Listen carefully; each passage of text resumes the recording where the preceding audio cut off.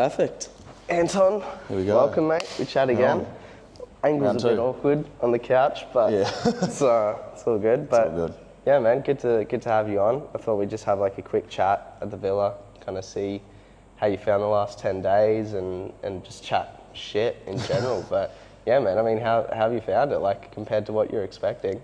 Yeah, bro, it's been sick. I think I didn't know what I was expecting, to be honest. Like, Yeah. I was just like, cool, this seems like awesome. Wanted to meet everyone as well, get out of New Zealand. Like, it was almost, I wrote it down in my phone at the beginning of the year.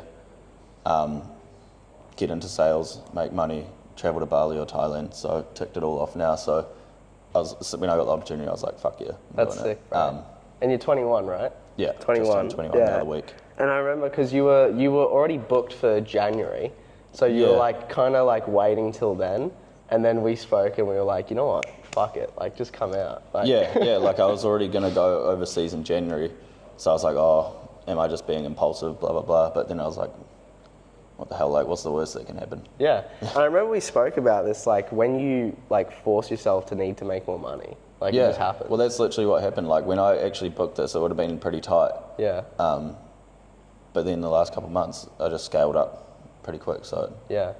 I had the same thing when I went traveling, bro. Like, not a lot of people know this, but when I first went to Bangkok, like, I used my credit card for that. Like, I was in debt. Like, I was making decent money, but I was spending a lot of it. And at that time, I wasn't even in a good sales role. So this was before Social Blueprint. I think I made F all that month. So I was in debt. And then the minute I got there, like, opportunities just started coming. Shit just started happening. I think that's the thing, right? Like when you, like if you just put stuff off and you stay in like the safe lane, like you could have just stayed in Aussie. Yeah. Like worst comes to worst, you could have probably crashed your parents or something if you're really running out of money. Like you could, but when you actually force yourself into the corner, it's like if you have a skill, you can then just make more money. Yeah. Like there's not many careers like that where you can just give yourself the pay rise. Yeah. It's like I talk to my mates and they're like fighting out for a $2 an hour pay rise, which maybe just competes with inflation if you're lucky, but not with the cost of living. Yeah. It's like you're in crazy, sales, you just give yourself a pay rise. Like if shit's getting expensive, cool, just get better.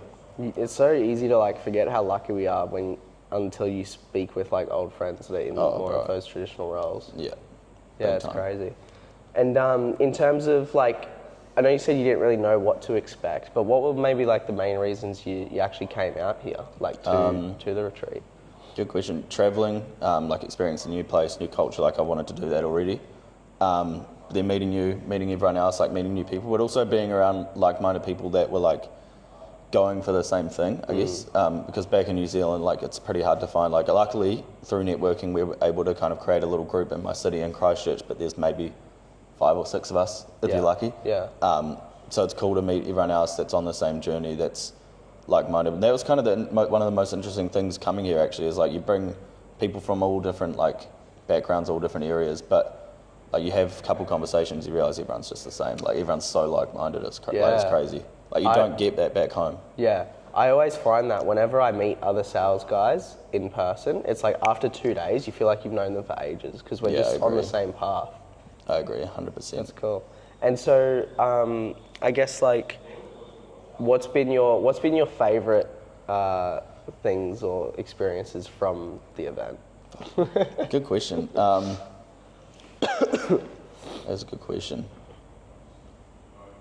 I think that morning when we were all on the phones out in the living room out there, like that was sick. Like proper Wolf of Wall Street style. I think that was like the perfect energy to start everyone's like work week. Yeah. And everyone was making money that day. Yeah. Everyone was closing deals. So I think that was good. The workshops were sick. And that was Monday morning too. Yeah, Monday morning. Literally walk out, everyone's out in the living room grinding. Like it was just, that's like the frequency that you need. Yeah. Versus when I'm at home, I'm tucked up in my desk in my room from 9 a.m. till 10 p.m. sometimes. Yeah. And it's like, that's all I see, plus the gym, plus maybe talking to a mate every now and then. Yeah. Like it's just different, like a different environment. The vibration is just so different when you like, like bro, when we were listening to James or watching James on the phone. Just pump me up. It's like if you're not closing a deal or if you're not working, you feel like an idiot. Yeah. Yeah. You have to. Yeah. And that's what you want. Yeah, it's what you want. It's like you can't get away with being lazy like in an environment like this, or get away with, not trying or whatever it might be, because everyone else is. Yeah. So you look around and you're like, fuck. Yeah, and obviously, like this week we had a bit more fun, you know, because Yeah. it's a retreat. Like that's part of it. We want to enjoy ourselves. But yeah, I mean, like that's why I'm a big proponent of like living with other guys, because it's like it sounds a bit gay, but like honestly, like when you surround yourself with other guys, like we're naturally competitive. You know, we want to be better. Like when I was living with Aaron, it's like every day, like we wanted to compete with each other and be better. And yeah, it's hard to slack off when you know your roommate's going on a run at 5 a.m. or you know, is getting up and taking calls. Like I think that's interesting though, because I've lived with other guys before, and I think it's also about the type of guys you're living with as well. Yeah, like I learned my lesson when I was younger, living with mates. Yeah, don't get me wrong, it was a lot of fun. I did a lot of dumb shit, but like now I've got a different perspective that if I was to live with a group of guys back home in New Zealand again, I would be very careful in who I select. So that's why I'm more planning to travel, meet new people that are like-minded, and see who I can live with then. And you know what I think you realise when you start travelling, bro, is like when we're in our hometown, like we've got like guys, we don't have that many friends, right? Like we have a few good ones, you know, that we hang out and we see a lot. Like like 80% of the time we see like most of our friends, right? Yeah, I agree. And yeah, when you're in your hometown, it's easy to think that like that's the standard of friends. But then when you go traveling and you realize, holy shit, like the caliber of friends I can have, and not even just a sense in like they're more successful, but just like they're better people, like, or not better, but like just more genuine, more authentic, more like-minded, and they're more successful, and they want to help improve. I find it's also easier to make new friends, like as well.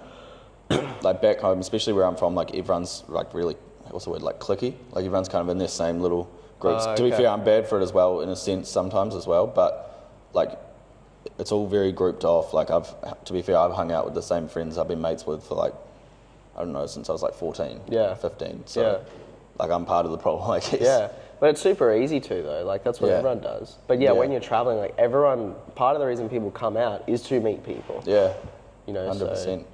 It's cool. You can just spark up like a conversation with anyone random too.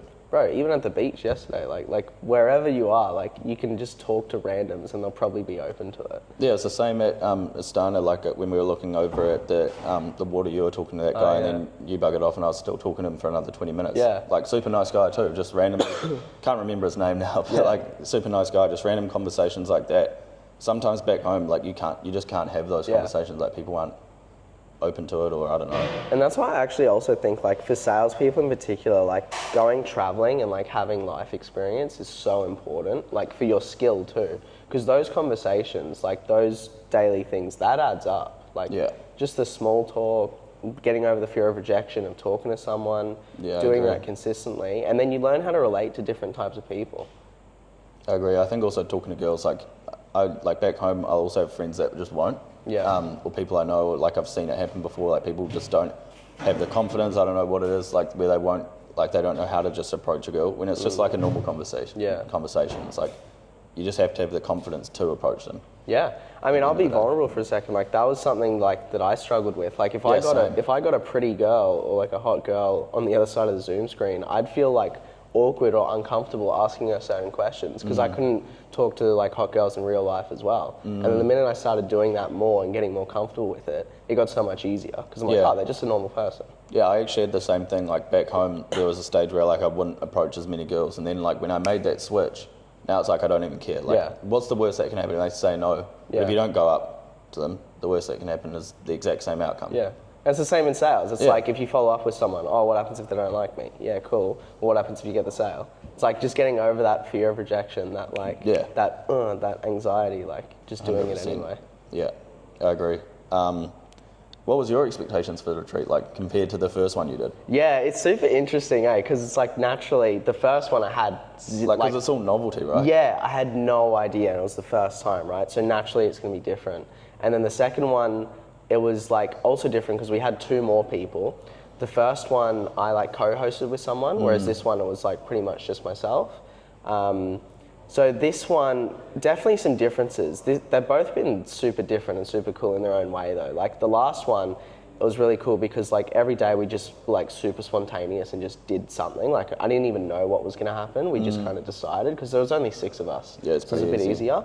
Yeah, and we also had a few guys that like had been, like one guy in particular, James, like he'd been to Bali, he lives in Bali, a bit older as well, a bit more wisdom, so it helped having that too for the group. Whereas this one's cool because like we're all young, which is great. Because we had that at the last one too. Like all of us were mid-20s and under, except James. But this one we're all like mid-20s and under. There's 2 more people. So as I was like telling you guys the other day, I realized for me, like, okay, if I'm gonna have like 8 or more people, like I need to fully plan stuff. Because I had a rough itinerary and schedule, but I think what I realized, the more people you have, the more people just want to be told, hey, we're doing this at this time. You know? Yeah, like last night when you just texted the chat, like we're going to Nusa Penida tomorrow. But it's cool because it's kind of spontaneous, but it's also like you've got some direction. Like you're just saying, yep, we're doing this, but no one's going to say no. Like it's fucking cool. Yeah, 100%. Yeah, so I definitely learned that.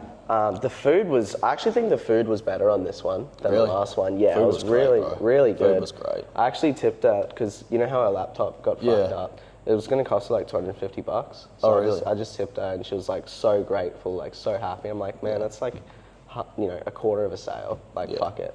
And, but yeah, she was amazing. So like she deserved it anyway. Oh, 100%. Like the food's like, it hasn't been a bad meal or even a bad side. Like literally everything that was on that table, I've eaten. Yeah, it was so good. Which is good. You don't always get that. Like especially when you have a group of 8 people, I don't think I've seen anyone actually be unsatisfied with a meal, which is like, actually if you think about it, usually there's someone that doesn't like someone with someone allergies, that's a bit fussy or some fucking vegan.